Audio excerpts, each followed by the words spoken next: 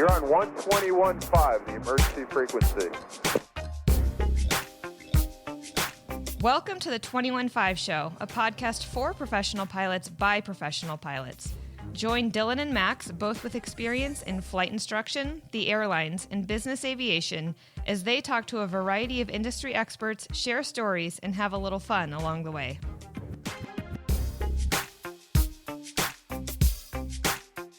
Go ahead, you do the intro because you hate all mine. Welcome to another episode of the 21.5 Professional Pilots Podcast, a podcast for professional pilots by professional pilots. Ahoy there, airmen. It is Dylan. I am joined by Max in studio today. So you give me a hard time about the intros and everything. I'm ready to give some pilots a hard time about their PAs that they make.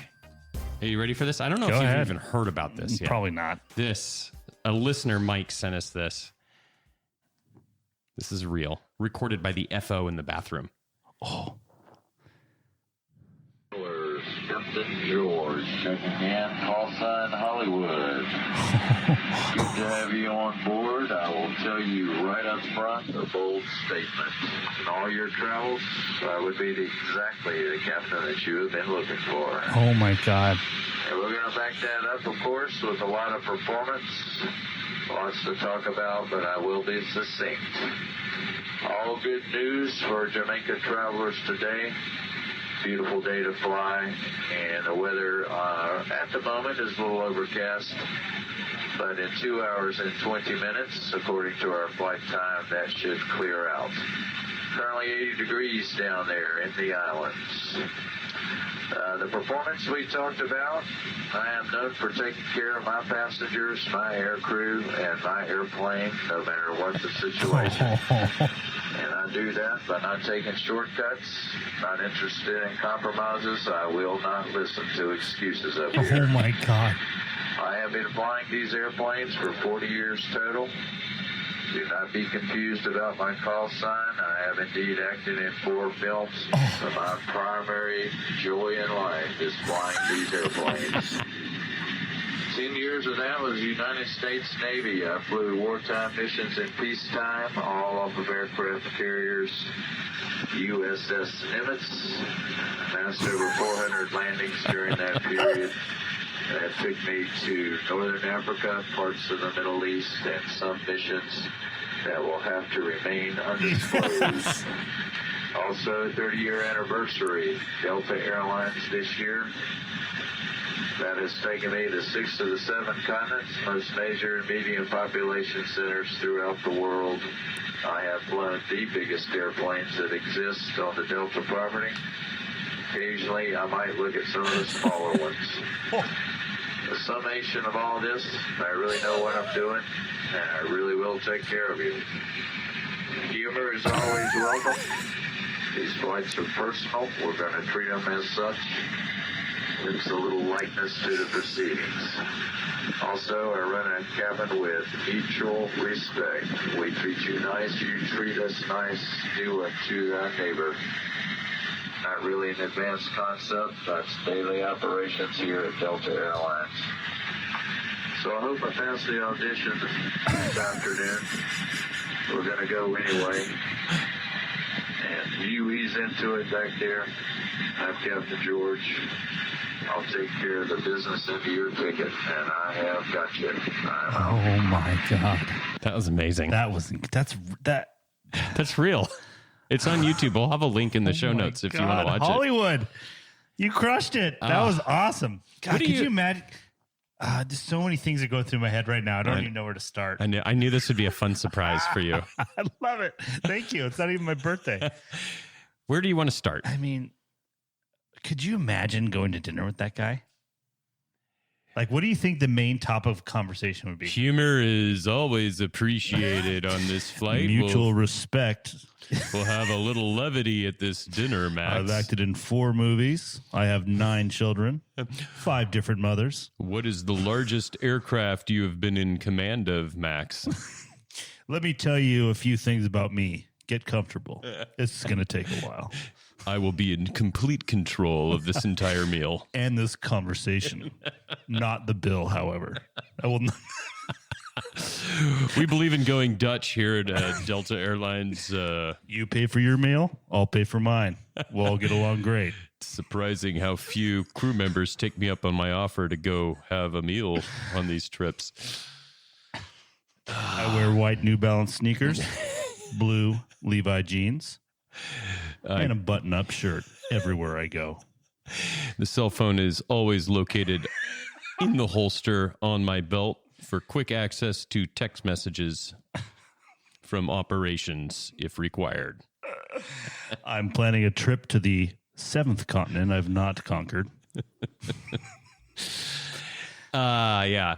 But this leads me to a kind of a topic that I thought we should do a PSA on. Okay. No, do you do PAs much? Did you in your airline days? Yeah, we have to. They don't let that. The captain normally does the first one, right?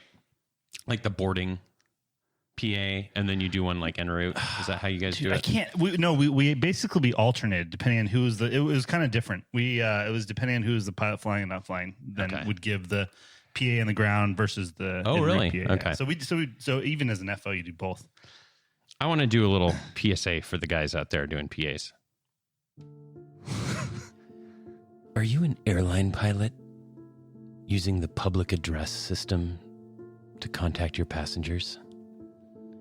Are you doing it while they're trying to sleep in the early hours of the morning or late at night?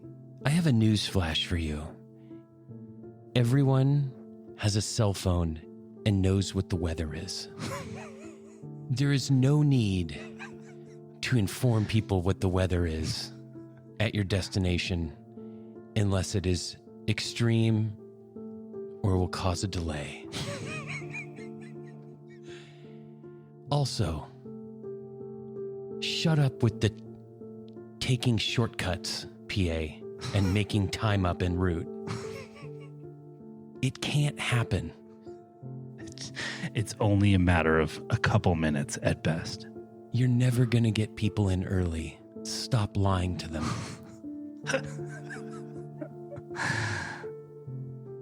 All right. Anything else? No, I think that's it. I'm glad you got that. I mean, it's just. Do you agree? This weather briefing. It just currently 49 degrees. What about and we're this expecting though? But what about this? At least they stopped reading the connecting gate information, by and large, because they know everybody has the app and knows where their gate is. So there is progress. It just might not be at the pace that you're wanting. I just feel like this pre-departure briefing, like there's not that much to say. And like telling people what the weather, it's currently 49 and we expect it to be 53. It's just a thing, though. I know it's just a thing you so say long. for forever, but it's like no one's listening to this. So yeah, they do. Not everybody checks the weather like you do. Know. I think if it's extreme weather, yeah, you say it. Or if there's a I'm delay. more upset about the early morning and late night PAs. Yeah. Like, dude, nobody wants to hear what you have to say at those hours. I've been woken up. I get so pissed when they talk, and then like, dude, I know you have to be awake, but shut up. Yeah, we do the. I used to do this one where the only thing I would say in cruise, especially early, was you would pop the seatbelt sign off and then say "smooth ride on time." And that was it. And then a lot of people would come up and be like, "That was awesome." So that's all they care about is like, "Are we on time? And is it going to be a smooth ride?" God, has Captain George been identified? I mean, I'm sure, like, neither of us fly for Delta, but I'm sure we're going to get a lot of emails from Delta pilots after this that are going to tell us a little bit more about. Let's just hope the FO that video that has not been identified. There's 28,000 views, and he actually posted it, 4 years ago. So go to the comments. Are people, destroying this guy? Or some people are does like... Does Delta have an avoidance bid option for first officer? I guess Delta has to pay 3 FOs to fly one trip with Captain George. First FO calls in sick. The poor FO next on reserve gets the call. He calls in sick. And the third FO takes the trip on a green slip. Oh, my. As a Delta captain, I am mortified that one of my peers is putting out such self-aggrandizing crap. Please know that this guy is by far the exception. He must be horrible to fly with. Wow. The best indication that someone hasn't done much in life is when they try and tell you how much they've done. Been to 6 continents. It's like real estate agents that tell you how many years they've been selling real estate. I've been flying for 40 years, been to 6 continents, have wives in 3. Wow. Well, anyways, love to hear what you guys think about PAs. Is there anything else? Any other PSAs we need to make to those making PAs? You can call in and we have the music queued up and you can. What do you think about the Southwest Airlines flight attendant PAs that when they get real? I mean, interesting. You're signing up for that. I have no problem with that.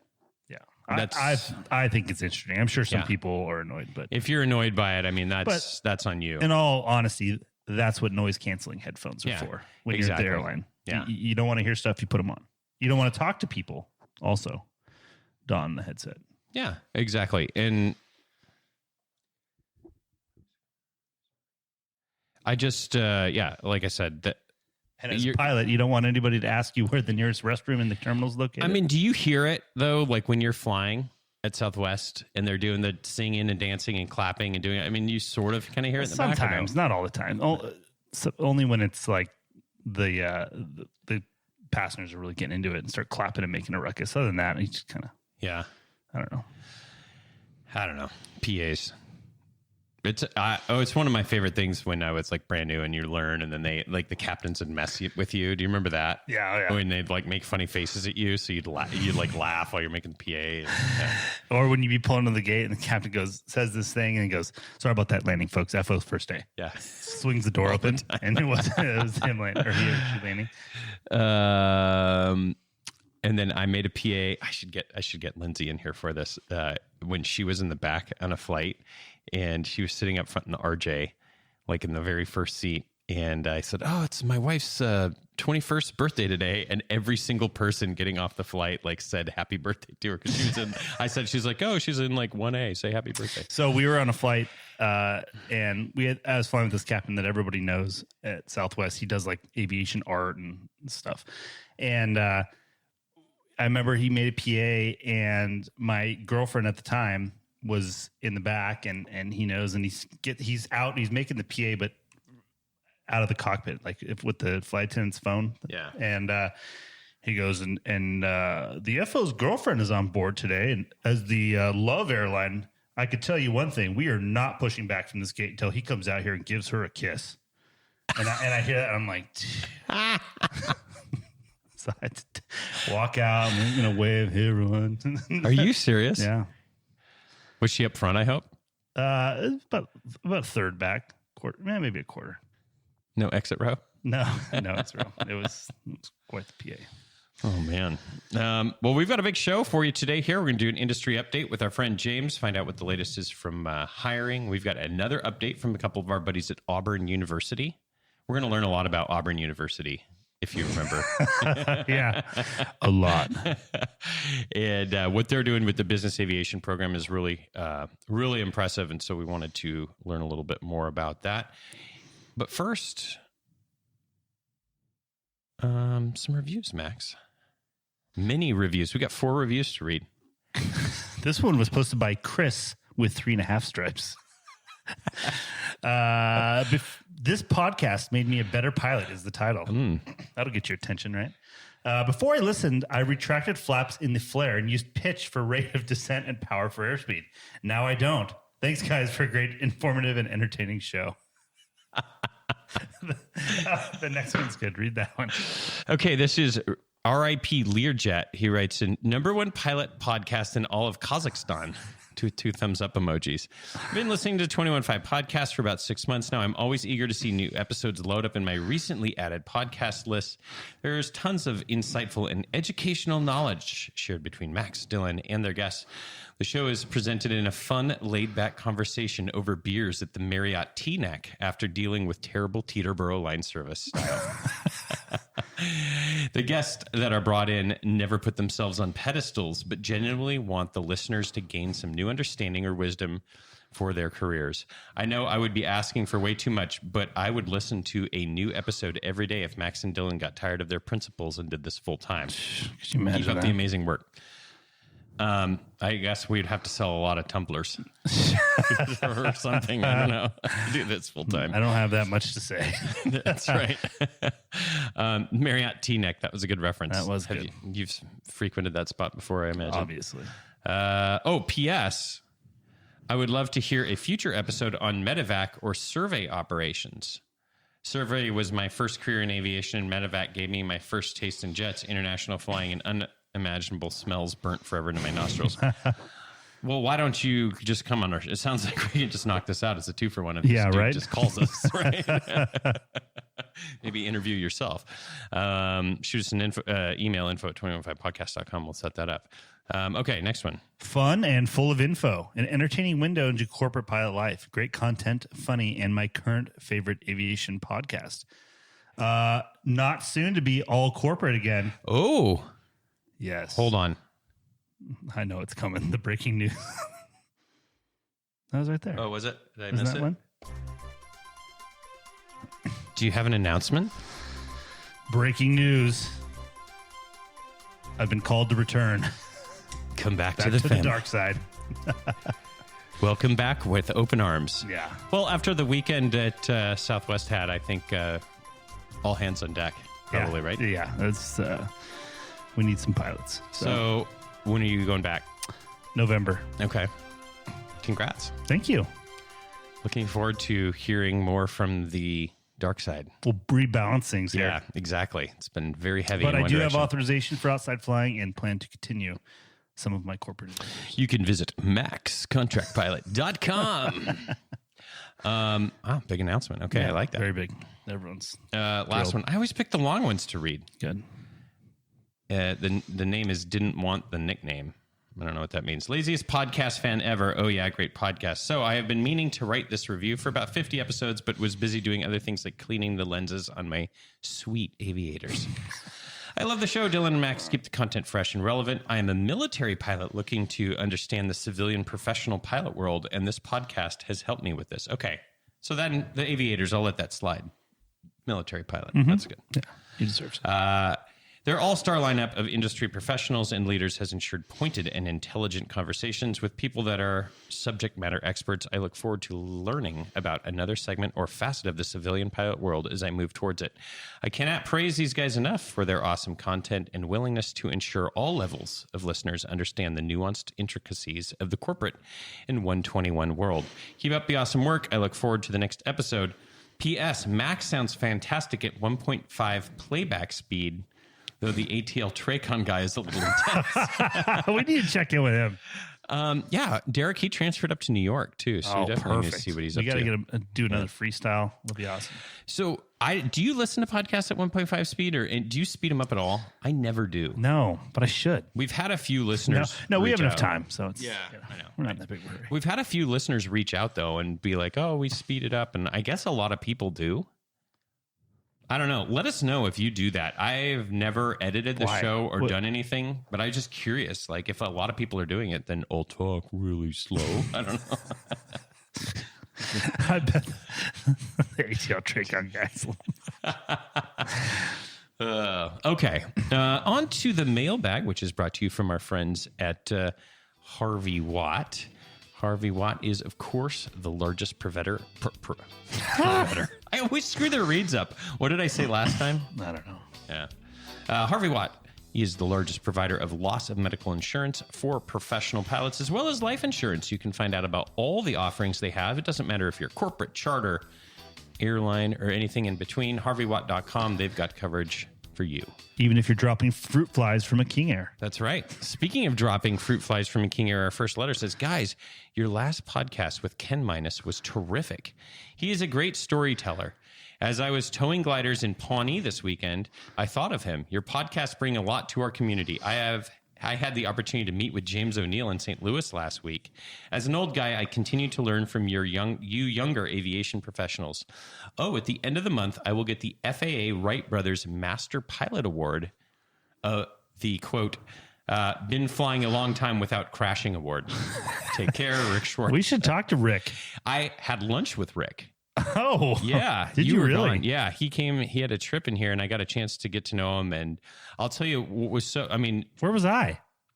You were gone. I think you were on a trip or something. Oh, yeah. But it was really cool. Rick's the head of a flight department in St. Louis, and he's been around for a while, as his email indicates. But I think what was so cool is his willingness to stay in touch with what's happening in the industry. And he manages a lot of younger pilots. And so he uses our show as a way to kind of keep current on what's going on. And I just thought that was awesome. The attitude of like somebody that's even been around the industry for many years to want to continue to stay in touch with. Yeah, stuff. that's awesome. Well, that's like we said, the trap of being a Part 91 slacker and the lack of required training. Yeah. It's very easy to get behind.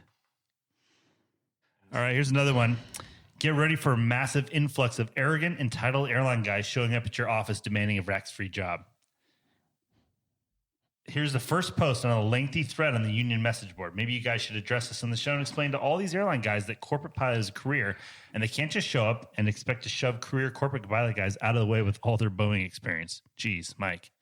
And it says, the title on the post says jab-free flying jobs. While it'd be great if this could all be stopped, I'm not holding my breath. So does anyone have any good leads for any decent 91 135 where a fella could make a decent living? I'm in Colorado, can't really move as we're caring for senior parents. I was, a long time ago, a military guy, so my knowledge of ferreting out these types of jobs is minuscule. That's funny. So after we got that, I actually looked around at some other stuff, and there was some other posts like that. I was like, this guy, that's not happening. And all of a sudden I was like, oh, it is happening. Yeah. And I mean, it still seems like the situation at the airlines is fluid, I would say, about what's actually going to happen with mandates. Right. I would say to people in the airlines who think that they are going to, every principle is different that you fly for in business aviation. And I would say the majority that I have seen are probably interested in having their pilots vaccinated. Let's just say this. One of the hard parts about being a corporate pilot is that things can change like that. Yeah. So just keep that in the back of your mind. Yeah. That's all I would say. Because in the airline, you have a contract. There's a lot that has to happen for things to change. I guess this is kind of an exception maybe. But just things can change. Yeah. Quickly. It would be... But listen, I'm not saying there aren't jobs out there, but good luck. Yeah, it's not like every job here is the Wild West, and you can just. I wouldn't be that worried about it. Yeah, but he makes a good point. Yeah. Donations, none this pass, but we do have 2 koozies left to sell. Those we are selling via the donation button at the bottom of our website, 215podcast.com, $60, and we will ship one out to you. No flight advice this week either, but if you want some advice, actually, we did one over the phone with a listener. We're going to touch on in a future episode. Do you remember that? Mm-hmm. That's kind of that was interesting. Good see chat. How that plays out. Yeah. So we're always happy to read advice for our listeners on the show. You can send us an email, info@215podcast.com, or if you want to send it anonymously, we have a form right on our website. You can click on there and send it in. All right. Well, coming up next is our industry update with James Onieal. But before we start that, I'd be amiss if I didn't mention our sponsors, the Advanced Aircrew Academy. Had a chance to meet with them at their booth at NBAA over the past week, and I'm just constantly impressed by all of the subject matter experts they have assembled. Head to aircrewacademy.com to check out all of the different offerings Advanced Aircrew Academy has for corporate flight departments, from CRM, CPDLC to SMS and winter ops. They have got the courses you need to keep your flight department safe. Aircrewacademy.com. All right, here's James.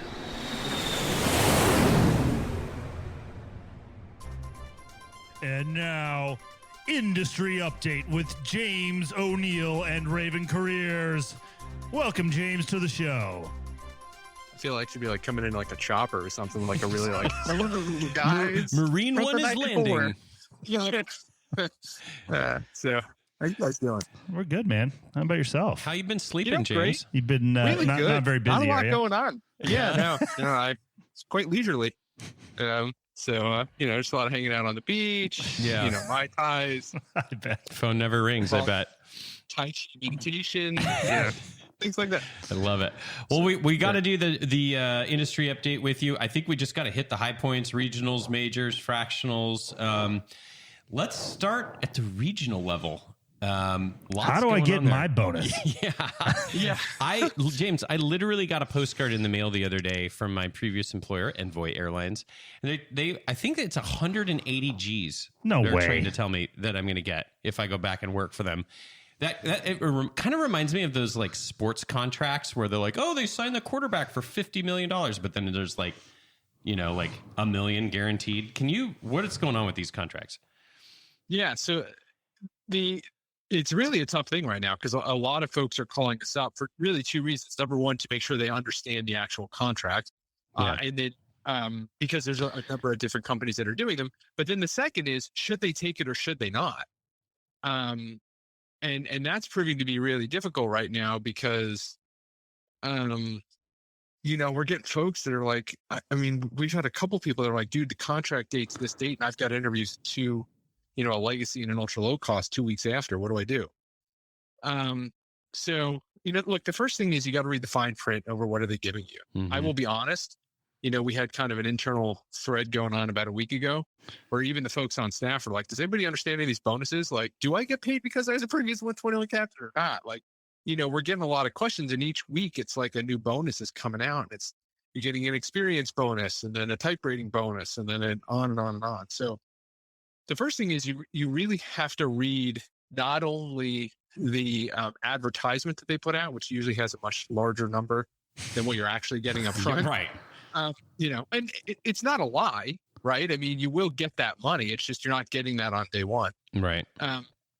So you got to you got to figure out what are you getting when of that total number? Because it's not just a recruitment bonus. It is a recruitment and retention bonus. So they don't give you 180 grand on day one. The second thing is you have to read all those experience bonuses and then find out which of those apply to me. Because, depending on if you have the type rating or don't have the type rating, or there's 1,700 other things in there too. And then you really want to take the time to read the fine print when they give you the contract to go, okay, hey, look, what am I on the hook for? One of the big things folks are struggling with right now is they give you that bonus and, your good buddy, Uncle Sam, takes a rather large chunk of that right up front. Mm-hmm. But if you leave, you have to pay them back the total amount. So, are you going to sit that money in a bank account? That way, if you decide to leave before the contract is up, you can give them the money back. Are you going to take that money and spend it immediately? In which case, if you leave, you have to come up with that money somehow. If there is, each person's going to be different, contact your accountant, whatever, put in that language that says that I'm not here a professional. Right. I can't give financial advice, but you really want to talk to your accountant and go, what are the tax implications of this bonus? How much is the government going to take? And how easy is it going to be for me to get that money back if I have to give the money back to whatever the carrier is that I signed on the bonus for? So, our thing is we're kind of just as a general thought process. If you're thinking if you're using that retention bonus as a backstop, meaning like, hey, I'm going to sign the retention bonus, but if I go someplace, if I get another job offer, I'll leave as soon as I can. You might want to consider sitting that money in a bank account and just leave it there. And if you end up flowing over to whoever the carrier is that gave you the bonus, or staying with the regional until the time that the bonus is locked in and they can't take it back, then transfer the money out of that account from then. But if you take that money and dump it towards student loans or put a down payment on a boat or use it to settle a divorce, whatever you're going through, you might have to come back up with that money at a later date if you leave. So just be mindful of that so it doesn't trap you. Huh. I don't know, is that sufficiently What just a rough idea. How long do you have to stay? I think it's 3 years. It depends on the carrier that you're talking about. Huh. Okay. But hold on a second. So you're a corporate only pilot, right? You've got 7,000 hours total time. And you're thinking maybe I want some 121 PIC time so I can go to one of these carriers with a bonus, sign on for that bonus. And they will, turn around and, give me yada, yada, yada. But you don't know, 3 months from now, you can get a call, man. I mean, the big thing we're running into right now, we were kind of talking about this a little while ago, right? Somebody calls us up today and they go, hey, I got an interview, right? The shortest one we've gotten to date has been, I think it was American. They called somebody on a Friday to interview on a Wednesday, right? That's American Airlines, not Envoy, American. And so you can't do interview prep in that short period of time. So if you're not prepping ahead of time, it's going to be really tough. But the second thing is, right, we have somebody call and goes, hey, I have an interview with, we'll use American just as an example, right? I have an interview with American. Okay, good. So they schedule the interview. We start the interview prep. Between the time when they sign up for the interview prep and we do our first session is within 3 to 7 days, right? Depending on what their schedule looks like. We've had to move to, when we do the first session with them, are you still only interviewing at American or are you interviewing anyplace else? Because we show up to the session, they're like, oh, I'm now interviewing at Spirit United too. And then you go to session 2, which is usually about a week later. And you're like, okay, so last time I checked, we were doing American, Spirit United. Anything else? Yeah, actually, Southwest just called me. All right. I So mean, it's crazy. how It's many absolutely pilots insane. are going to be hired next year at the big airlines? If you take the projected numbers, Southwest is roughly 1,000, Delta is roughly 1,000, United's roughly 1,000. American has been saying 2,000. I don't know enough about their training pipeline to know if they can actually handle that. But so you're talking 2, 3, 4, 5,000. So that's about 450 a month just at those 4. Now add in FedEx, UPS, Atlas, Kalitta, right? That number goes up into that, 6,000-7,000 range. I know that sounds insane, by the way, because that's like a third of the regional pilots in the United States. And how Now- quickly do the minimums drop to ATP minimums? Well, so the lowest time person that we've seen in the past month get an interview at a legacy airline had 1,800 hours total time, no turbine PIC, no previous military, no 121 experience. What? Come on. And that's Yeah. not a bridge program. That's just like a No. quote. I put my application on airline apps, pilot credentials, and just sat there and waited. Just to give you an idea, after we did the app review and everything, they called me and went, "Why did they call me?" They were confused. I mean, look, we focus on the outside the cockpit stuff, and that's huge right now. But we're seeing lower and lower and lower times. I mean, you're talking people. We got another guy, 2,500, 2,700 hours in that range. No bachelor's degree, interviewing at a legacy at regional pilot. I think they're a captain, if I remember correctly.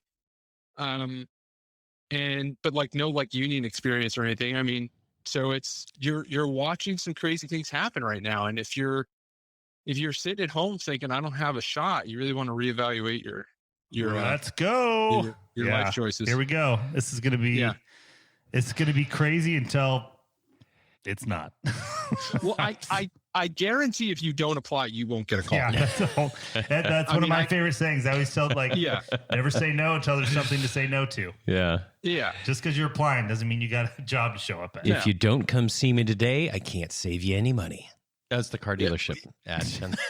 So James, what about let's talk about pilots that have some stuff on their record now. Violations, DUIs, stuff like that. Are things starting to move for folks in that camp? Yeah, I mean, I have more than one person with multiple accidents on the record interviewing at a legacy airline right now. Wow, that's not a joke or an exaggeration. Multiple check ride failures. Now, the thing you've got to remember about these things, right, is number one, they disclose it honestly on the application. So that is, everyone calls up and they're like, hey, am I going to get a call? And I have my set of examples that I give people that I won't do here, just to, it's going to take too much time. But I go, hey, look, we've got a client with this background that just got hired here, a client with this background just got hired here. And usually people go, holy, I don't have anything that bad. You're like, okay, well, so number one is you got to disclose it openly and honestly. If you think you're going to leave it off the application and that's not going to come up later, you're not only going to have to explain your next carrier about your accident, incident, violation, DUI, whatever, but you're also going to have to explain why you got terminated from your previous major airline, which, I mean, is great business for us, but I don't really like doing that coaching. It's not fun. It really isn't. Yeah. So then once you disclose it openly and honestly, you know, when you walk in the door, it's your job to lose. There is nothing that's going to happen that's going to pop up that they don't already know about. You've already jumped that hurdle. Yeah. So, because the thing is, people will go like, you know, hey, I don't really want to put this on my application. We always tell everyone the same thing. Put it on there, right? If the question says, have you ever, I don't care if it's expunged, put it on there, right? Because what happens is people decide, oh, remember when you guys told me to put that on there and you wrote the explanation for me? Yeah, I left it off. What do you think I should do now? I don't know. How do you want to handle it? Well, what would you do? Well, I would have put it on there when I originally told you. Because now you're climbing up Everest. It's not necessarily that you won't get hired, but man, did you switched it from a 80% chance of getting hired to a 5% chance of getting hired.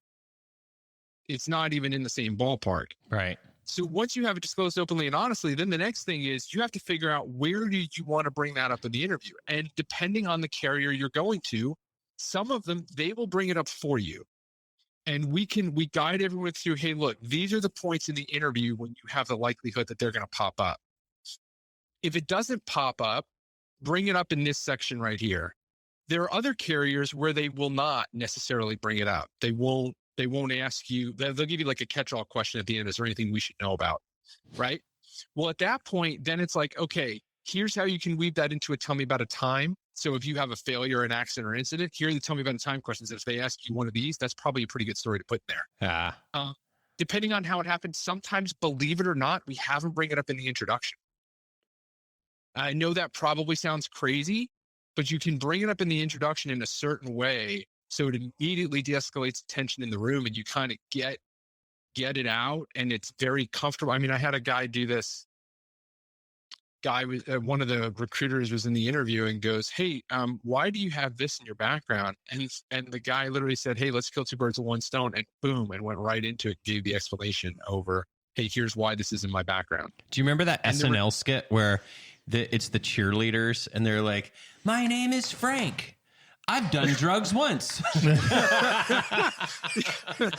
You might not want to use that exact technique, but that Eagle Consulting thing you guys are getting, I mean, that's going to take off. Eagle Careers. Yeah. Eagle Careers. That's right. So that brings up a good point, James. Like, maybe you even get this question. You're seeing this.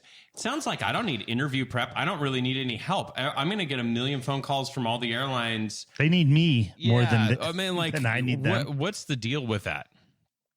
Oh yeah, people are taking interviews left and right. Knock yourself out. Go do that. I mean, that's fine with me, because the thing is, you're still going to come back to us right after. I didn't lose anything for you to tank your first interview. Didn't cost me anything, and we don't actually charge you any different. My objective is to make your decision as hard as possible on where are you going to go. I would rather you have 4 job opportunities in hand and you call me up panicking, going, I don't know which one I want to take, that you tank the first 2 interviews and call me up panicking and go, now I want to buy the interview prep. I have a question. No consequence to me. What's this? To be clear, people are, like I said, people are tanking the interviews. They're going in overconfident and they're messing up. So I'm sorry. I think that's a good point, because I feel like I remember specifically multiple people that I know being overconfident. Not this cycle, but last cycle when there was a huge hiring boom. And they'd be like, they need me. I'll just show up. I got, whatever. I'm a professional pilot. Like, look, I got the time. Yeah. It's just, and it didn't work out. And when you get walked out the door and you run the math calculation on how many millions you lost out, you give me a call and I'll talk to you about how to fix that. So now, before it's like, I say I live in Salt Lake. I'd really like to work for Delta, but the wisdom before was you put all your stuff in with everybody and see, because you never knew who was going to call. Are you telling people now, like, hey, if you really want to work for Delta, just put your stuff in at Delta and wait? I mean, well-qualified person. So that's a really good point. So the general mentality is, right, put in an application everywhere and whoever calls you first, take it. When the hiring is not crazy, that's actually not bad advice, because you don't want to miss opportunities because you didn't apply. Okay. Right now, there's just a very slight variation on that, which is, look, apply to everywhere that you reasonably think you would take the job. And I say reasonably think for a really simple reason. If you're not 100% sure you're not going to take the job, apply. Because what people don't realize is, well, let's use United and Delta as an example, right? And this happens both ends of the spectrum. People go, I really want to go to Delta, but I'll go to United if they don't hire me, or I really want to go to United, but I'll go to Delta if United doesn't take me, right? Okay.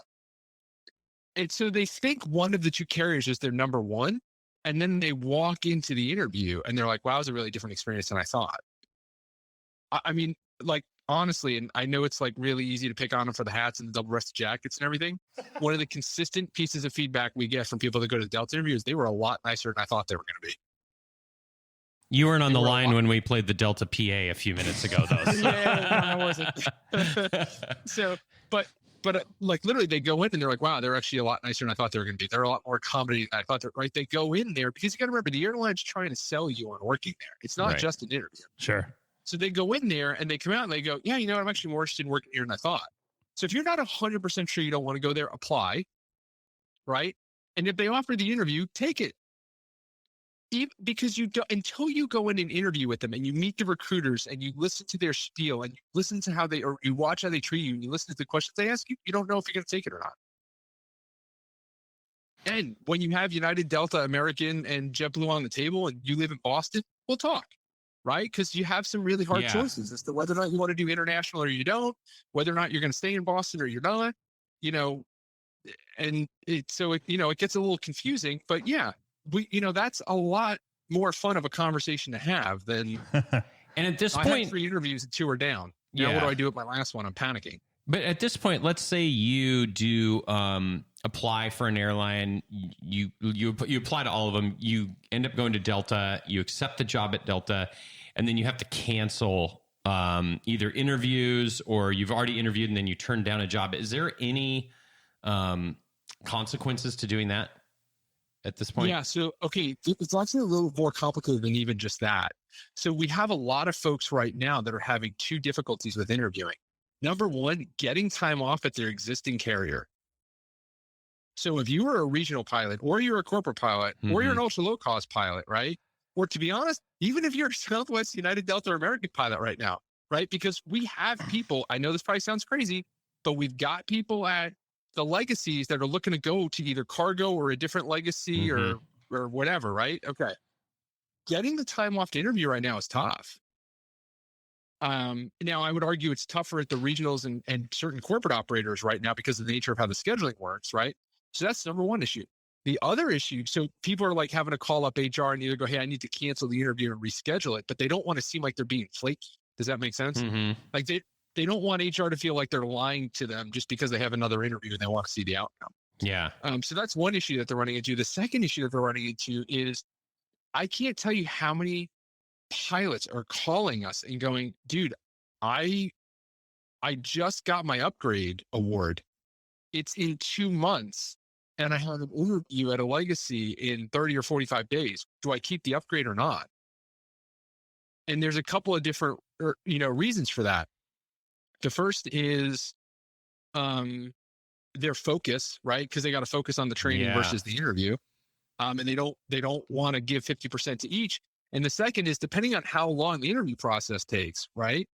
What happens if I have a hiccup in training while I'm in the interview process? Dun, Well, I'll give you a really easy example. Let's say you're at a regional and you have an upgrade class starting in 30 days, right? And you get the email today from Delta that says, hey, congratulations, here's the online assessment. When you take that online assessment, by the time you're getting to the face-to-face interview, you will be somewhere in the upgrade process. Maybe past that point where you failed that sim. And now you have to change your application. Well, you're painting a real dirty picture here, This is James. game theory here. Well, no, but I think what James this is what we deal with all day. So when people think, when they're coming to us, they go, hey, what's the difference between you and everybody's with interview prep? You're not just buying interview prep with us, you're buying game theory as well. Strategy, yeah. It is. We are with you the whole friggin' way, helping you decide, is this an interview you should take? Is this one you shouldn't take? How do you rearrange with HR which interviews you're going to take in what order so you know the outcomes? If you're going to turn down an interview, how do you do it in a respectful way so that should you want that opportunity again in the future, you didn't shut the door? And then when all these other things are happening, like you're trying to coordinate getting time off from your current carrier, by the way, calling in sick might not be the best option, right? I mean, the last thing you want to do is bump into somebody on the road going to an interview and they go, "Hey, you don't look very sick right now." Running into issues of what do I do with my upgrade? How do I flip this around? So on and so forth. It's a lot more complicated than just, hey, when they ask you why you want to work here, say this. That's not how we do it. It's funny because it sounds like it's almost more complicated now in a super pro pilot hiring environment than when it's the other way around. There's a lot more things to think about versus back. More strategy involved. Yeah. Everybody says the same thing. They're like, well, man, if everybody's getting hired right now, that must be tough on you guys. No, it's great because we're having a lot more fun conversations with people. Yeah. Because it's like, dude, you've got all these opportunities on the table. We're going to help you line the chess pieces up on the board so that certain things happen at a certain time frame in a certain way to reduce the friction in the decisions you're going to make. Right. And B, just make sure that you are clear and confident the entire way through the interview process of, am I doing everything I should be right now? And am I missing anything? So I got a couple. It's fun, man. That is, it's, and here's the crazy thing. We're 18 months removed from the world is ending. Do you remember a year and a half ago? And it was like, hey, we're going to stop calling you guys. We're going to take about 6 months off. I mean, man, the speed of the turnaround has caught so many pilots off guard because they genuinely are not thinking, what do I want? They're still in that coronavirus mindset of, well, I guess during coronavirus is like, oh my God, I'm never going to touch an airplane again. Now everybody's like, oh, this is nice. I'm not going to lose my job. Let me just take a deep breath and relax. But then it's accelerating faster than they're prepared for. So they're getting calls from companies that they put an application into. I mean, I've got guys that put applications, into companies they forgot about. Right. And they're getting a phone call and going, oh man, do I actually want to go there? I wasn't even thinking about that, but it's a good opportunity. So speaking of that, what are you seeing flow wise? Like we know all the regionals, obviously, we're seeing most of them go to the legacies, but are you seeing folks at cargo trying to, even the big cargo operators like FedEx and UPS, are they trying to reposition, and low cost carrier pilots, are they trying to reposition, or what are you seeing? Meaning, are the pilots leaving those carriers to go? Are you seeing the legacy still draw everybody? I wish I had a consistent answer for you on that. I have guys at one ultra low cost that are going to another ultra low cost. Wow. I have guys at passenger legacy airlines that are going to a cargo operator. I have guys that are leaving the airlines that are going back to corporate. And there's no. What's happening is, look, it's the grass is always greener, right? And so people see this brass ring of, oh man, if I could just get hired by company X, I would be so happy. And then one of two things happens. They get there and they realize it's maybe not exactly what they wanted. That's not the case for everybody, right? But it is the case for a certain percentage of people. The other thing is when you actually free the system up, and somebody knows I can choose whatever I want right now without consequence, right? So meaning I could make a choice to go fly a Gulfstream locally for a Part 91 operator that has a friggin' great retirement system. Their pay just went over $200,000 a year. They're working 10 days a month, right? No office time, full telecommute. And I can drive 3 minutes to work and I can live in blankety blank state that I want to live in, right? Or I go to a legacy airline, I'm going to have to commute. There are people that are going, I'm going to try the corporate operator out and see if I don't like it. If I don't like it, I can always leave. So people are less nervous about turning down an opportunity if they know they can revisit it later. Now, how you turn down that opportunity makes a difference as to whether or not you can revisit it later or not. Right. But it also frees people up to make a true, honest decision over, hey man, what do I want to spend my time doing? And especially in aviation, as a professional pilot, you can tie so much of your future up. I remember doing it as a regional pilot. Once I get to be a captain, I'm going to be so happy. Once I get to, a legacy, I'm going to be so happy. And you're so right that those kinds of things are never really going to give you the happiness. And I bet there's a lot of people figuring that out right now. They are. And the reason why we're good at it is I'll use myself as an example. I fly King Airs because that's what I want to fly. If it, 4 or 5 years ago, I had gotten invited to a number of different, when the airlines are doing the legacies are doing their in-house like recruitment events where basically if you went to that, pretty much as long as you didn't pee on yourself, you were going to get an interview. I turned them down and just didn't go. I mean, I called them and said, I'm not going to be there. Right. So I'm not there because I can't be there. I'm not there because it doesn't fit my family situation. It doesn't fit my lifestyle that I want to live. It doesn't fit some of the needs that I want. Right. So people bump into me every once in a while on the road and they'll see me jumping out of a bikini. They're like, what the hell is that? Right. Well, because I'm like gone 9 days a month and that's it. And that works for me. Right. So now other people are getting exposure to those opportunities. They genuinely, can go, I only need to make X. I know I can make Y, but I really only need to make X. Do I want to really commute to Delta when I could be in a United base? That's it. Very powerful quote, Dylan. What is it? Which one? I have so Money many. is not the prime asset. Time is. No. Once you wrap your head around that shifts. I thought it was things. Bitcoin. No. James, what are you seeing in the fractionals right now? Are people wanting to go, or is everyone kind of foregoing going there? Or? I was just over at the Town Place Suites on Vorse Road the other day with one of the new NetJets classes because I have a number of folks that we helped get into the most recent class, and I had also a couple buddies that were happened to be in the class. So they're super. I mean, it was uncomfortable how excited everybody was. I'm not an excitable guy, so just seeing all the different guys that were hired by in this case NetJets that are walking around the hotel lobby, dude, they are pumped to be there. I mean, they're excited about it. They're excited about the home basing. They're excited about the pay. They're excited about the schedule, about the quality of life, how the company works, the type of flying. I mean, they're hiring a boatload. NetJets is doing these, they call them hiring expos, which are a unique experience because you're basically interviewing with 100 people over 2 days. And there's a simulator evaluation, a couple of other things. Wow.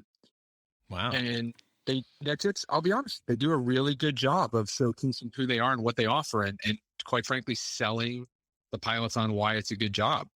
And for the folks that want to do that type of flying, every one of them that walks out of that interview is like, man, I knew I wanted to go there before I showed up. I really want to go there now that I'm leaving this interview. And then they get into the training program and, they're like, how much crew food is that again?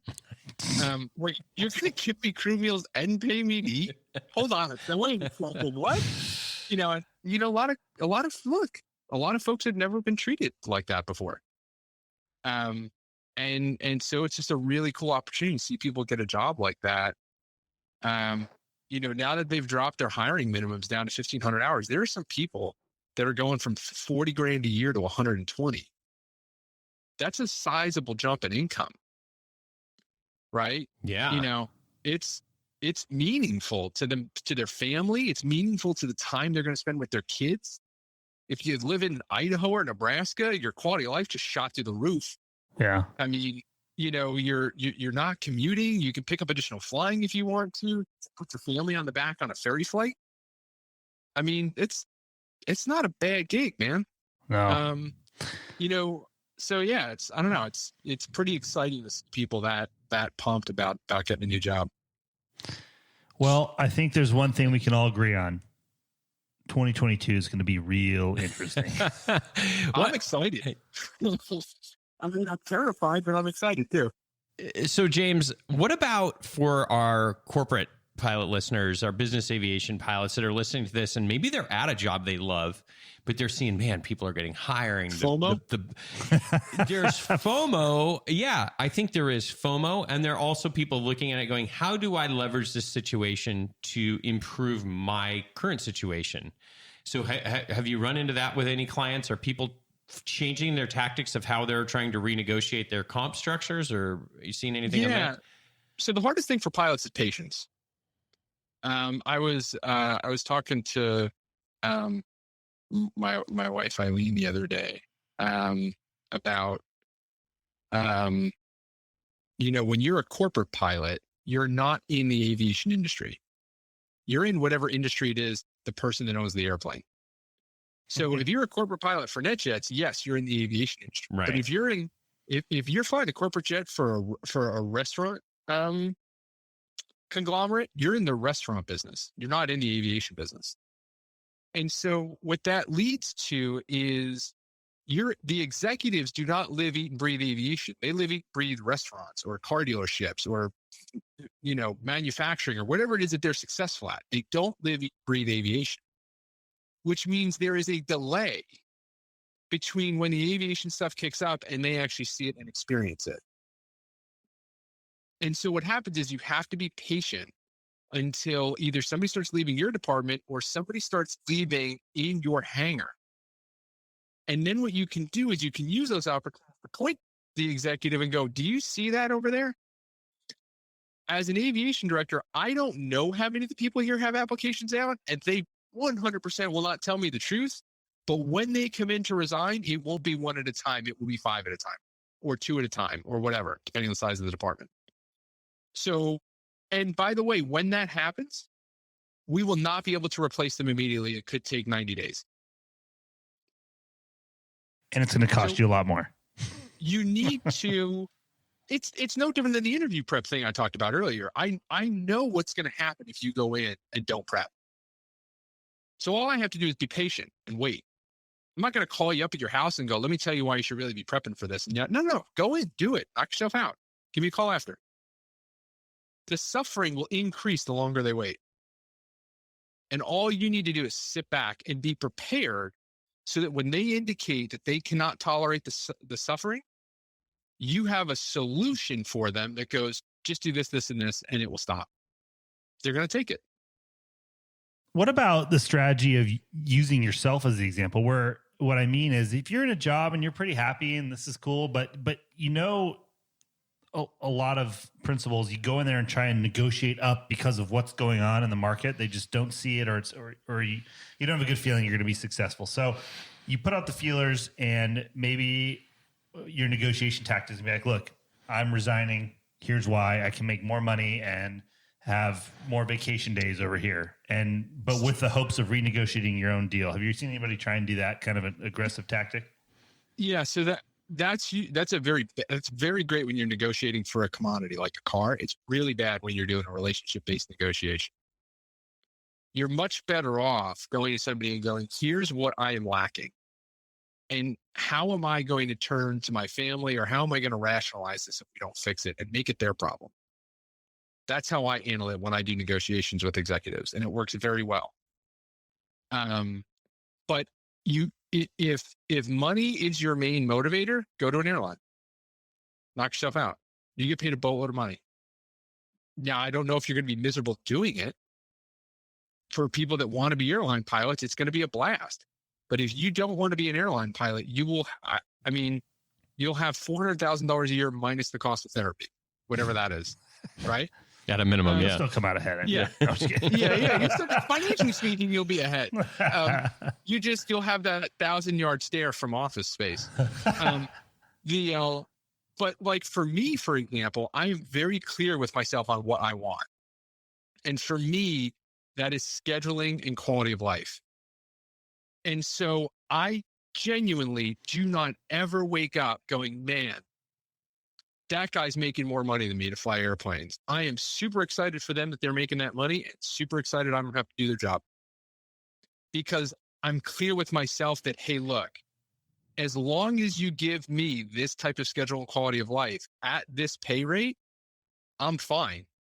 But that also allows me to go into an executive and go, hey, listen, you're changing the terms of what we're doing here. This is no longer fitting with what I need. We need to resolve that. Now, if they're going to take away time, it's going to have to jack the money up. And because my time is worth a lot to me, it's going to jack the money up a lot.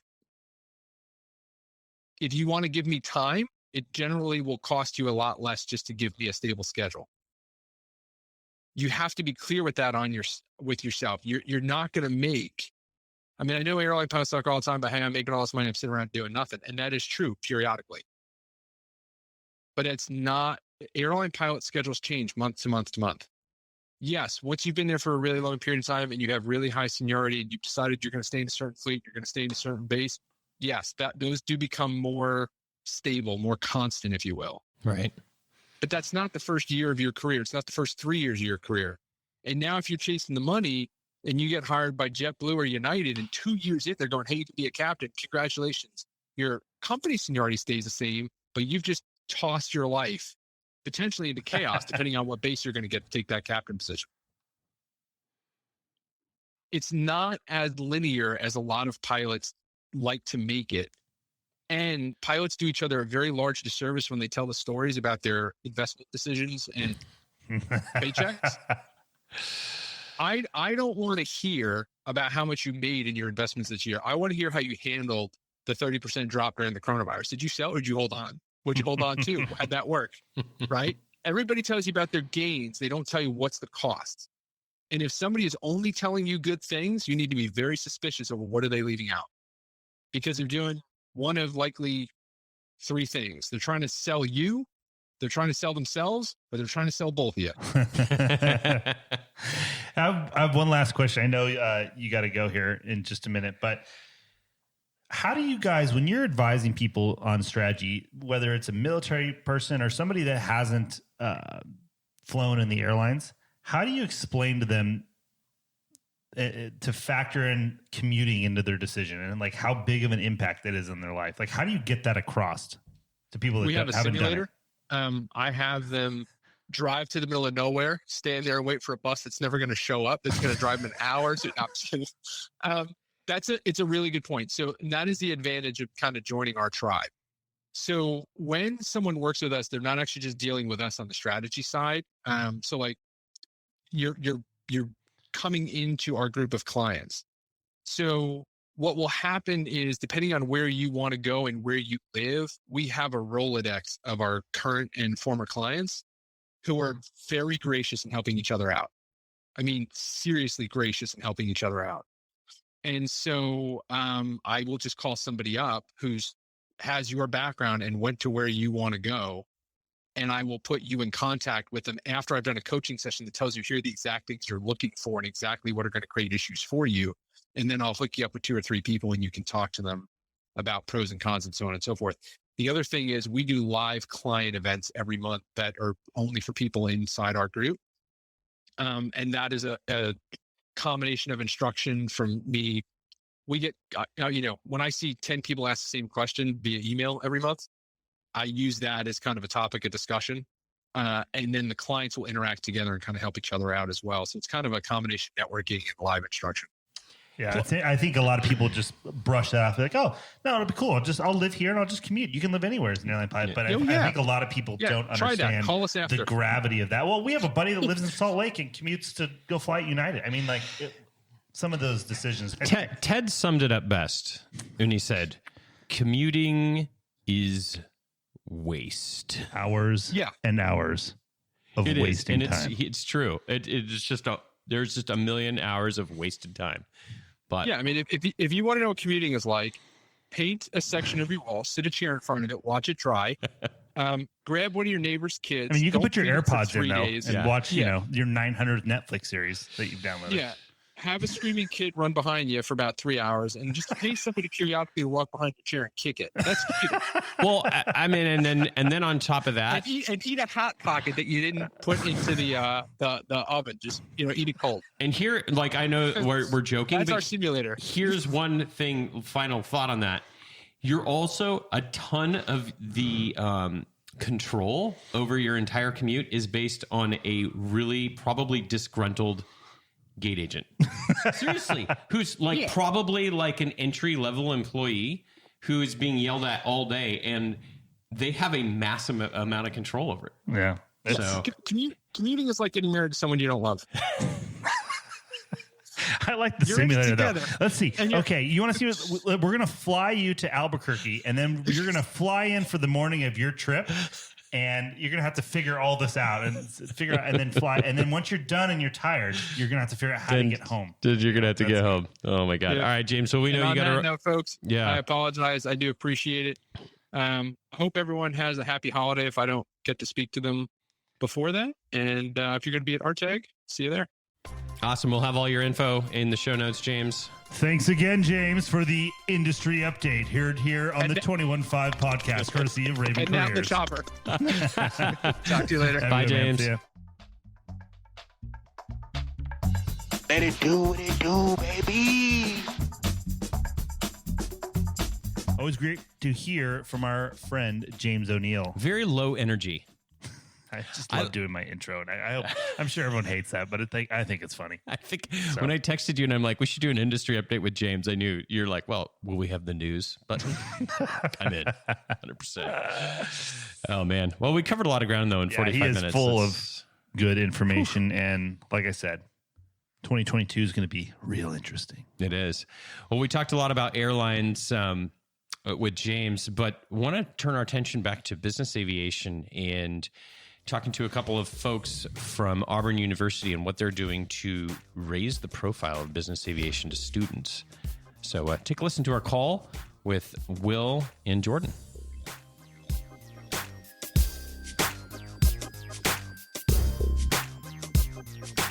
Max, I have a question for you. What is the mascot for Auburn University? I know, I actually will know this when you say it. Yeah. But okay, here's an easier one. Ahead. What state is Auburn University located in?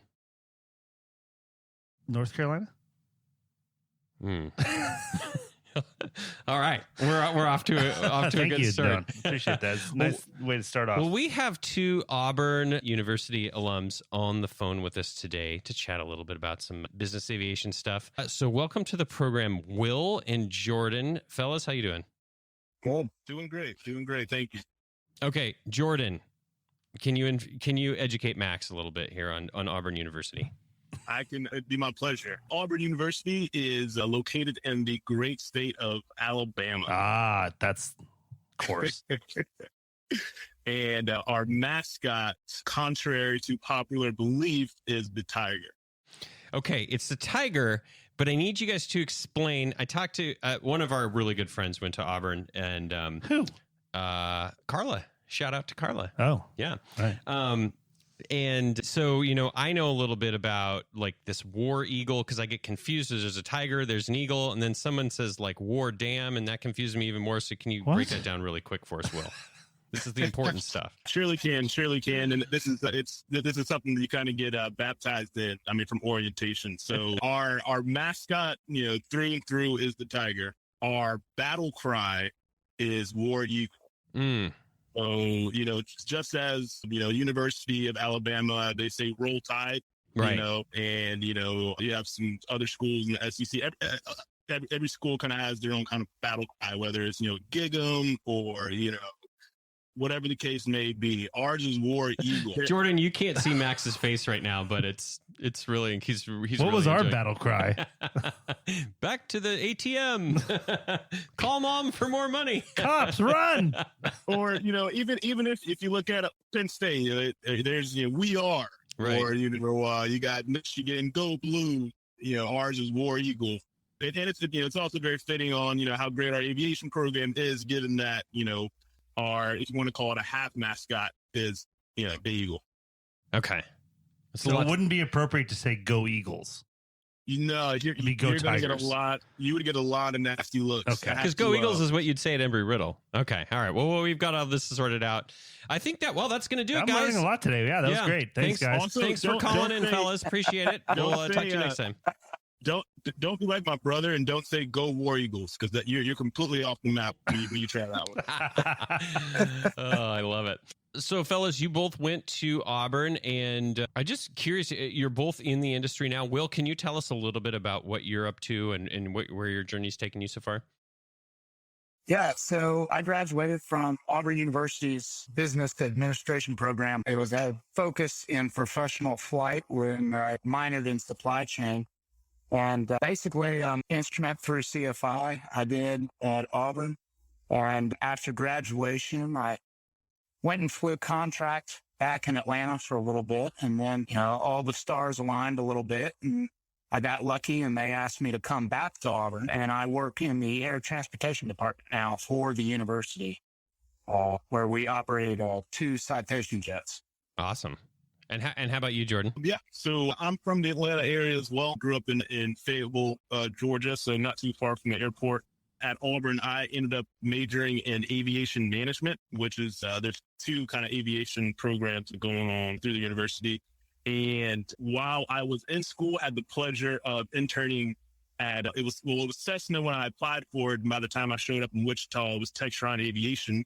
Had the opportunity to intern at Textron Aviation. The year prior to that, interned at a corporate flight department here in Atlanta. But through my internship in Wichita, I ended up working for Textron for a number of years. They kind of bounced me around to a few of their various aviation companies. I was in this program, kind of like a fast track into management program that they call the Textron Leadership Development Program. And so I had the opportunity to work at Bell Helicopter. I had the pleasure of working at the Textron corporate office in Rhode Island, where I did some marketing work. Then I graduated from the program and became a sales manager at Textron GSC. That's focused on ground support equipment. Then I worked at an aircraft brokerage for a couple of years by the name of Jet Aviva, fantastic organization there. And so I was selling planes. And that was my dream from the time I left Wichita, was to sell aircraft. And so I was able to realize that dream and did that for a number of years. And I kind of felt as though I wanted to kind of increase my exposure on the aviation industry. And I currently work for a company called JetX, JETEX. And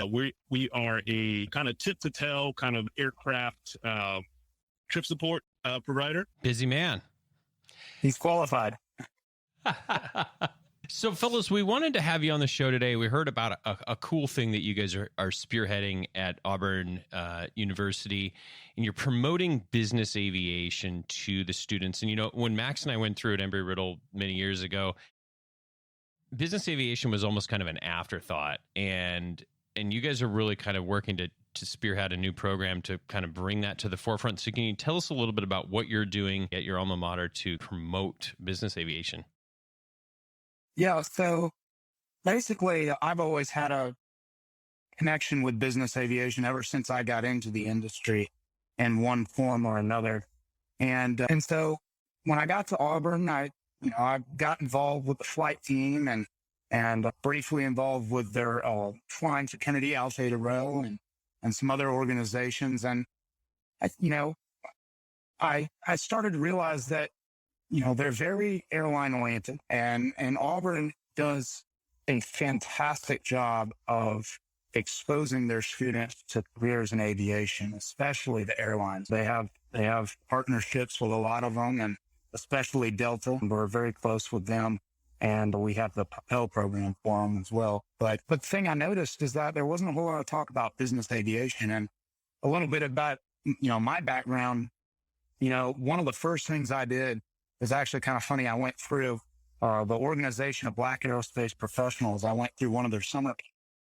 And during the summer camp up in Atlanta, one day we went to a corporate flight hangar. I won't say the name of the company, but they're pretty big, and they're based right in Atlanta, and they make a delicious drink.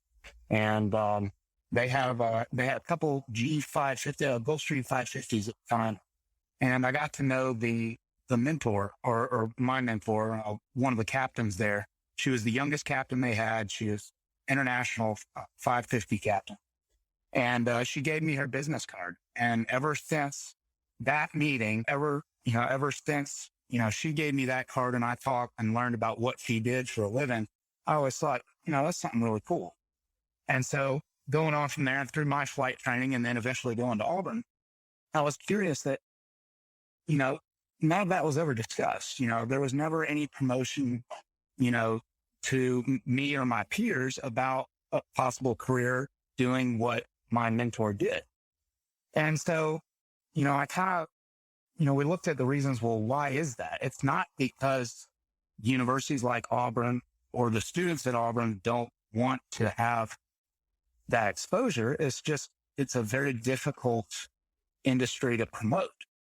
And so circling back around, Business Aviation Days, Auburn Business Aviation Days, the primary goal of it is to expose our students, our aviation students, both flying and non-flying, to potential career opportunities in the business aviation side of the aviation industry. And we do this, even cooler, we do this through individuals that are already in the industry, professionals that are flying, that are, dispatchers, that are salesmen like Jordan, everything in between, maintenance, the list goes on. But it's those people that come back and they want to share their passion for business aviation with our students.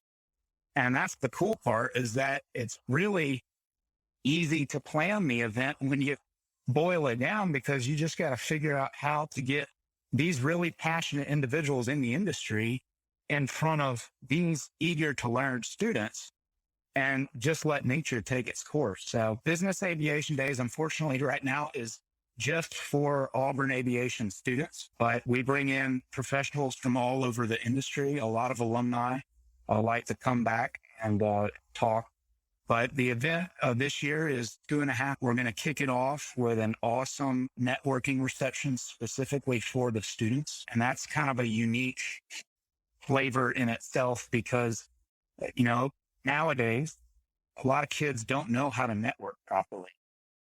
Networking isn't, dressing up in a suit, handing a resume to someone. It's having a conversation with them, learning about, how they got to where they got to, and how can you stay in touch and learn from them going forward. So we'll kick it off with an awesome reception in the evening. It's going to be at the Auburn FBO. We're going to have some static displays out there as well for that. And then the next day is going to be the busy day. We're going to have class speakers throughout the day. So all these industry professionals that are coming in, they're going to get in those classes and talk about, their various career paths and advice that they have and answer questions from students. We're going to have a women in corporate aviation breakfast. I think last time I checked our list, we have about 20 to 30 industry female professionals coming in, which is fantastic. And Auburn's, we have our own Women in Aviation chapter and a 99s chapter. So I know they're going to be stoked about that. And then we're going to have roundtables, which is another unique thing. So we're kind of the first that I know of, first ones to really delve into how can we promote business aviation education? How can we continue this path that we've already set with this event and enhance it and help it grow even further? So we're going to have roundtables with industry leaders leading a discussion amongst students, faculty, staff, the whole 9 yards, and other industry professionals, kind of answer some of those questions, figure out a better way to promote the industry. Wednesday night, this will be in November, but that night, we're going to do another reception, which will be just for the industry professionals. And this is kind of hat tip to those that give of their time and effort or money to come in and mingle among themselves and network and that kind of thing. And then probably the biggest day of all will be Thursday, November 11th, which is Veterans Day. And we're going to kick it off with an awesome presentation from the CEO and founder of JetIt, Mr. Glenn Gonzalez. He is going to be flying in, hopefully on one of their own Honda jets for us. And that'll be in the morning. And then we'll do some class speakers again. And then the coup de grace of everything, we're going to have a static display out at the Auburn airport. And currently we're looking at upwards of 10 to 15 aircraft, corporate aircraft coming in from flight departments, from OEMs, and everything in between that are going to be on display just for our students. And I want to point out that this is something that's kind of unheard of in our industry, because these folks, a lot of them, like I said, are corporate flight departments that are giving up time of their airplane on their schedules to come down and open their aircraft, their pilots, their crews up to our students to answer questions, show them firsthand what it's like working in this industry. And that's something that I can't thank them enough for, but I really think it when our students get out there on the ramp, truly blows them away. So we got a full 2.5 days worth of business aviation. So hopefully some of it sinks in with our students. What we wanted to do was just show folks that there is just so much more out there in terms of aviation than just going the pilot route or going to work at an airline. There are just dozens and dozens of opportunities out there. However, when you look at business aviation, you're dealing with much smaller companies who may not have the same marketing reach. They may not, they may not even know how to tap into these pools of students to create these pipeline programs, because you're dealing with corporations who, they may only have one HR representative for the company. There's not a department. We decided to create this ABAD event to kind of help streamline, these communication channels and to create greater exposure on these opportunities. I didn't know I wanted to sell aircraft until I got to work at Textron and speak to regional sales managers and delivery managers. And I found out that selling planes was an actual job. I didn't know that was a job. I thought a corporation walks up to a manufacturer and says, "Hey, I want this plane in white and gold, and I'll come back in 6 months." I didn't know there was a representative that facilitates that transaction. And so without knowing, you don't know. And so we decided to create this event so that our students could meet these people in person and learn, and just have their eyes open a bit more, because it's one thing to talk to somebody on LinkedIn and have a conversation, but when you can actually see this person and they can give you real life examples, then it makes that dream that much more tangible for the student. That's a good point. It's funny because some of our buddies have gone in the sales route, and I think they have more. They're maybe the only people I know that have more fun than the pilots. I'd say aircraft don't sales. Don't push it. Well, let's go with some of them. Well, fellas, we'll have all the information for ABAD on our website and in the show notes, so you can take a look and attend. And if you're in the business and you want to be in the volunteer to show up, and maybe you have a G650, you want to fly down there and show it. I don't know. That would be awesome. So we'll connect you with the fellas. Will, I want to get a story out of you before you go. We like to wrap up with a story. Got any good aviation stories for us?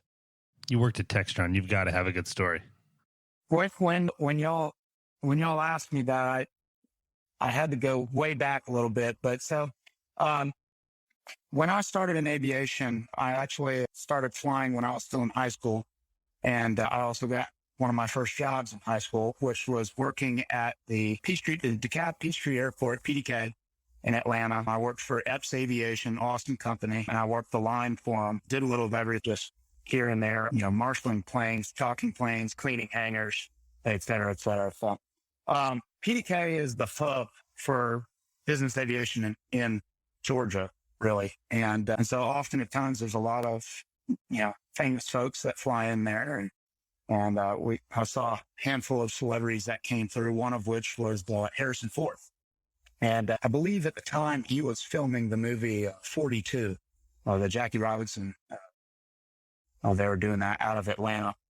And he showed up, of course, in style as a true pilot would. He had his Sovereign on the ramp. And then he also had his brand new 182 with Corinthian leather seats on the ramp as well for his day travels. And so one day, and this is during the summer, so one day he comes out and he had a buddy with him, and they were going to take the 182, fly it somewhere for $100 hamburger or whatnot. And I saw him taxi out and leave. And, I thought to myself, this guy's Indiana Jones. I need to shake his hand. So I saw his plane land when he came back. And, I was the only one in that part of the ramp. So I ran out a pair of chalks and marshaled him in. And chalked his plane. He got off, the engine shut down. And I asked him, I said, "Mr. Ford, how was your flight?" And he put his arm around me, and he looked at me like you would expect Indiana Jones. And he was like, "It was great, son." And I was like, "Oh my gosh, this is awesome." But his demeanor changed. And I was like, I didn't know what to think of it. He said, "I'm sorry I have to do this to you." And I said, what do you got? And he still with his arm around me and led me around to the other side of the plane. And all down the side, the right side of the 182, his passenger had thrown up. And if I had to guess, he probably got the window open about in the middle of it. So half of it was taped on the outside and the other half was on the inside. And he kind of looked at me. He said, "We need to do something about this," which, I need to do something about this. I mean, he needs to pull out his wallet and you have to do something about it. Right, exactly. So I spent the next 4 hours cleaning the upchuck out of his 182.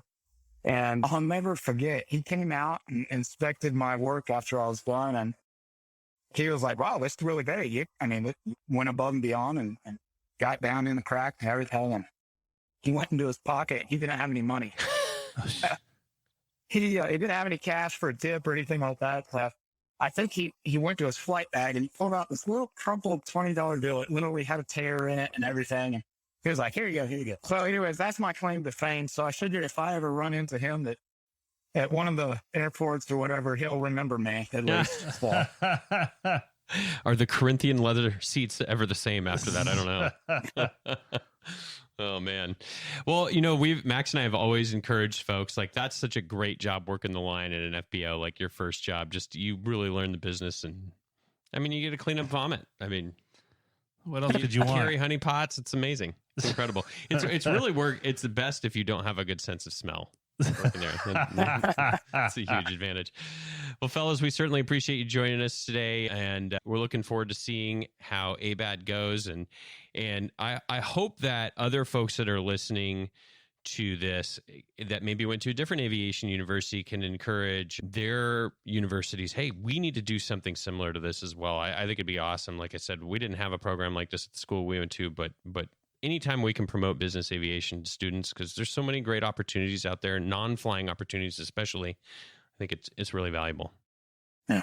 And it's, just to reiterate on what Jordan said, I think part of the struggle in the industry right now is not that universities like Auburn or Embry-Riddle don't want to promote business aviation. It's kind of like Jordan said, it's difficult. It's a very difficult industry to promote. You look at the airlines and they have teams and departments worth of recruiters, and they can send them out on the road with airplanes and swag and everything. And, you can't do that with corporate flight departments and sales companies. They just don't have the ability to do it. And so I think with this event, and I guess that Jordan would agree, and most of the people that attend would agree, is it puts it in a way where it makes it easier to understand what, from a student's standpoint, what the industry is about. It puts them right in front of them, and especially with the static displays, they can go out to the airport and they can physically touch what's going on. And so we'd love to have more industry professionals involved and just keep the momentum going. Well done, guys. Appreciate it. Absolutely. If I could have two quick cents. So Will said, as of right now, we're close to about 15 aircraft. It would be my dream if we could get that to closer to 25. So to any and all listeners to this episode, bring your medal. We need birds. I would love to see the static display hit 25 aircraft. That'd be a dream. Do not ask Max where the airport is, because he'll send you to North Carolina. So just be careful. All right, fellas. Best of luck with your event. Thanks, guys. Thank you so much, Thank you, guys. Thank you very much. War Eagle. War Eagle. Let's go, Eagles. More Eagles? Tigers? Lions, right?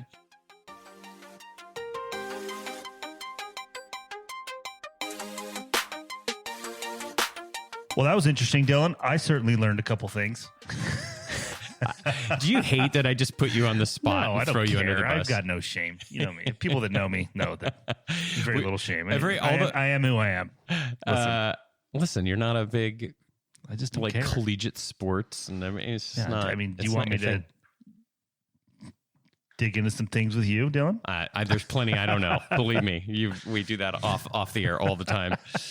But that's why everyone loves the show, because they say we have good chemistry. So I think good chemistry is like secret for like you're not afraid to make fun of each other. I think is like code for that. I don't know. Well, Thanks for joining us for episode 64, folks. Thanks to everyone who wrote us a review. Shoot us an email at info@215podcast.com, and we'll be happy to send you some stickers. I think I'm going to reorder some Ted stickers again. I haven't gotten any of those in a while. We actually haven't talked to Ted lately. Yeah. It's time to call him. Maybe we should wait till the holiday travel ensues and things really get He called me, and because he's got a young child now, and he's going to be traveling standby with this child over the holidays. So I think it's perfect. It's going to be prime time for Ted. He's like on the train in DC. Like, what kind of travel stroller do you guys recommend? It's gonna be so good. Can't wait. So we'll do that. We've got a couple more great topics coming up for you folks in the next couple of weeks in the next episode, and then we're probably going to be maneuvering a little bit, I would say, for the remainder of the year. Kind of stay tuned to our social media channels on when we're going to be releasing episodes. It's going to be a little tricky when you're back at Southwest training for a little bit. That'll be fine. We'll find a way. If you've got any flight advice or any questions, it's info@215podcast.com.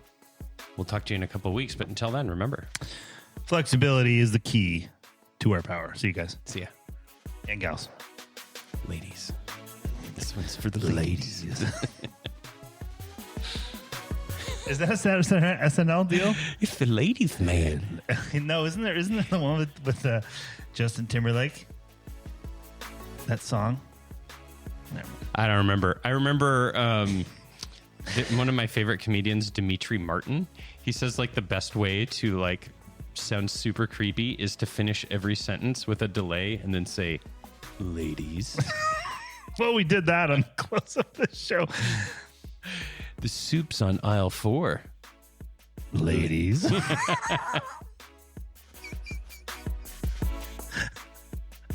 It's time to wrap up the show. We got to get out of this. Ladies. Ground guard. The statements made in this show are our own opinions and do not reflect, nor were they under any direction from any of our employers.